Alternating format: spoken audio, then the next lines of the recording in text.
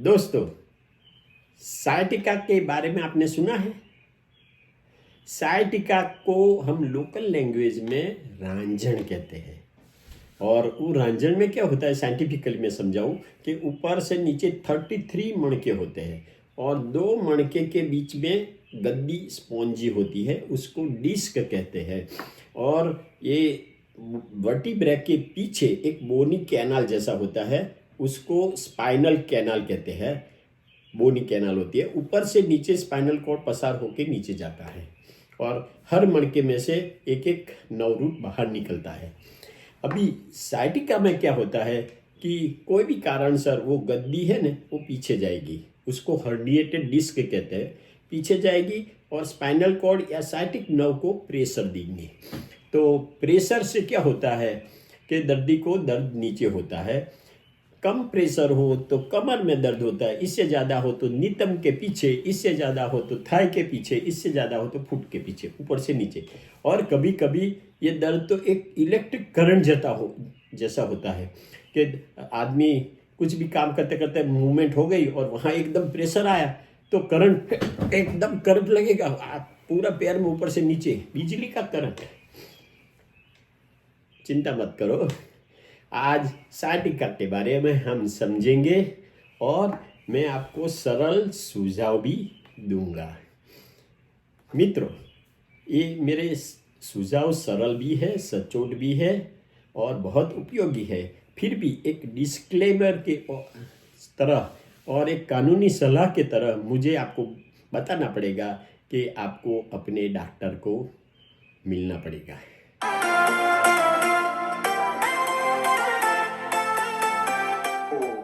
It is free, friends.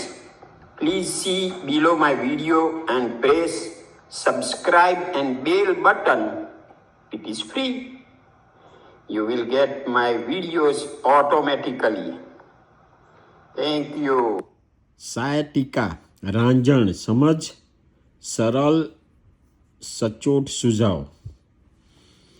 ये जो गद्दी है 2 मणके के बीच, डिस्क बोलते हैं, वो पीछे गई है और वो सायटिक नर्व को प्रेशर देती है और उससे सायटिका होता है, पैर के पीछे के भाग में होता है।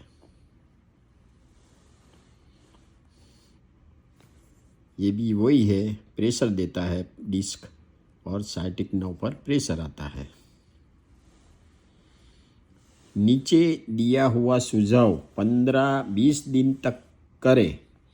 4 से 6 दिन में अगर फ़ायदा हो जाए तो इसे चालू रखें।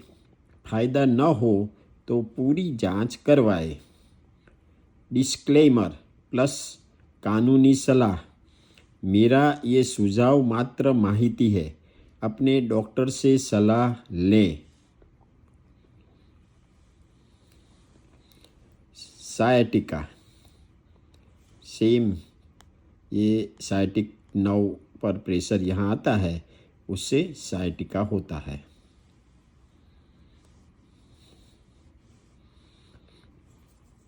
ये नॉर्मल डिस्क है, देखो गद्दी वगैरह एकदम, ये डिजनरेशन है, इसमें पतली हुई है। ये बल्जिंग डिस्क पीछे गई है बट स्पाइनल कॉर्ड या सायटिक नर्व को ईजा नहीं होती है। और ये हर्निएटेड डिस्क बोलते हैं, ये एकदम पीछे गई है, वो थिनिंग है और ये ऑस्टियोफाइट है। सायटिका क्या है? 2 हड्डी के मणके के बीच गादी डिस्क होती है, वो पीछे जाती है और सायटिक नर्व पर दबाव देती है। सायटिक नर्व पर दबाव देती है। स्पाज्म, निचली कमर के स्नायु में संकोचन से कमर में जकड़न। ये स्पाज्म हो गया है तो एकदम अकड़ गई है, जकड़ गई है। दर्द, दर्द कैसा होता है सायटिक नर्व में? नस या नर्व पर दबाव कम या ज़्यादा के मुताबिक निचली कमर, नितंब, जांघ, पीछे ढींचण के पीछे, पूरे पग में पीछे दर्द होता है। दर्द कैसा होता है? तो हल्का सा भी होता है, ज़्यादा होता है, तीक्ष्ण भी होता है और इलेक्ट्रिक करंट जैसा भी होता है। जो दबाव कम हो तो कमर में दर्द होता है, इससे ज़्यादा हो तो वो ऊपर से नीचे तरफ जाता है, तो उसमें ये जांघ नितंब के पास आता है दर्द, कमर और नितंब। ज़्यादा हो पेन तो वो थाई में पीछे जाता है, इससे भी ज़्यादा हो तो पूरे पाँव में जाता है, पीछे के साइड। स्नायु में क्या तकलीफ होती है? तो पग में कमजोरी होती है और चलने में तकलीफ होती है। ज्ञान तंतु में क्या तकलीफ होती है? तो पग में सुन्नता आती है, सोई भौंकने जैसा दर्द होता है या बिजली के करंट जैसा दर्द ऊपर से नीचे जाता है। साइटिका कैसे होता है? तो एक क नस पर दबाव से साइटिका होता है। देखो ये बल्जिंग डिस्क पीछे गया है और ये साइटिक नर्व को प्रेशर करता है, तो साइटिक होता है। स्पाइनल कैनाल स्टीनोसिस, जिसमें से करोड़रज्जु पसार होता है, तो स्पाइनल कैनाल का घेरावा कम होना, इससे करोड़रज्जु पर दबाव आता है। ये स्पाइनल कैनाल है पीछे, ये स्पाइनल कैनाल है, तो ये नॉर्मल है। और यहाँ देखो, यहाँ दबाव आया है, यहाँ दबाव आया है, यहाँ दबाव, वो छोटा हो गया कैनाल, तो उससे दर्द होता है।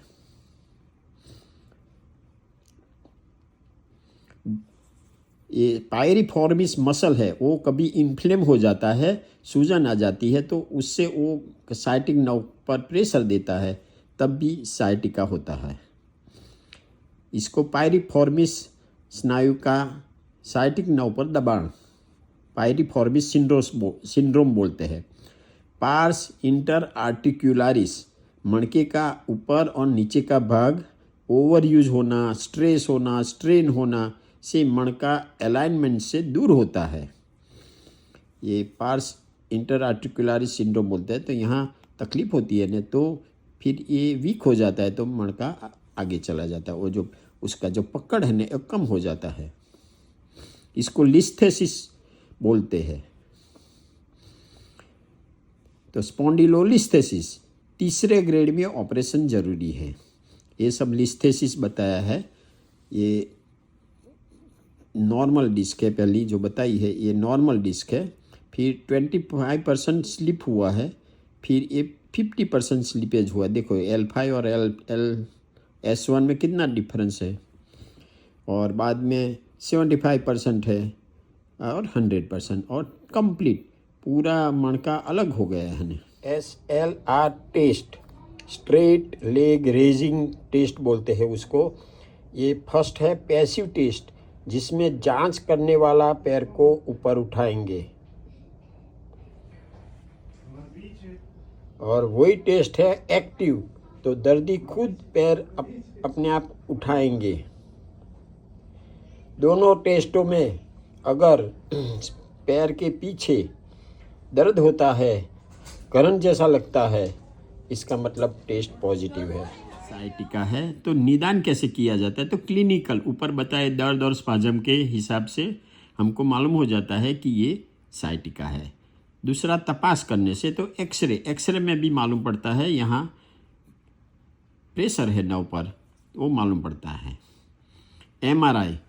एमआरआई एक्सरे से अच्छा रिजल्ट देता है, और यहाँ देखो ये प्रेशर है डिस्क का, और उससे साइटिका है। साइटिका में क्या किया जाए? अभी तो ट्रीटमेंट बता रहा हूँ मैं। एक बाह्य कुंभक प्राणायाम है, तो श्वास धीरे धीरे मुख से बाहर निकालो, श्वास रोको 5 से 10 सेकंड तक, फिर धीरे धीरे श्वास लो। ऐसा 5 बार करो और दिन में 4-5 बार करो। इससे अच्छा ऑक्सीजनेशन मिलेगा, जो रिपेयर सिस्टम में काम आएगा। दूसरा है बर्फ का सेक, 8 से 10 मिनट, बीच में कपड़ा रखे, तो कपड़ा रखने से कभी आइस बर्न जो होता है ना, वो नहीं होगा, बर्न ना हो जाए इसके लिए।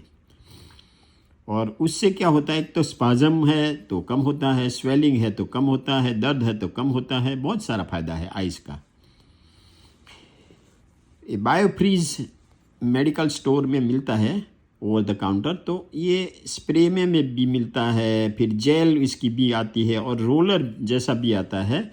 और इसका फ़ायदा क्या है कि बहुत कन्वीनियंट है और उससे आप कहीं भी ले जा सकते हो।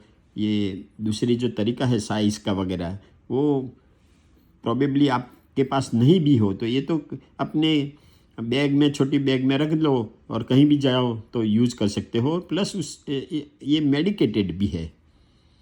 बिसाइटिक का पट्टा, वो पट्टा पहनने से मेडिकल स्टोर में मिलेगा, ऐसा ही जो पट्टा आता है ना, वो पट्टा पहनने से वो पोजीशन में मणके को रखेगा बाहर से सपोर्ट देके। दर्द शामक गोलियाँ मेडिकल स्टोर में डॉक्टर के निर्देश बिना भी मिलती है ओवर द काउंटर, और ज़रूरत के मुताबिक लेना ये गोलियाँ। दूसरा, खाना खाने के बाद में ले।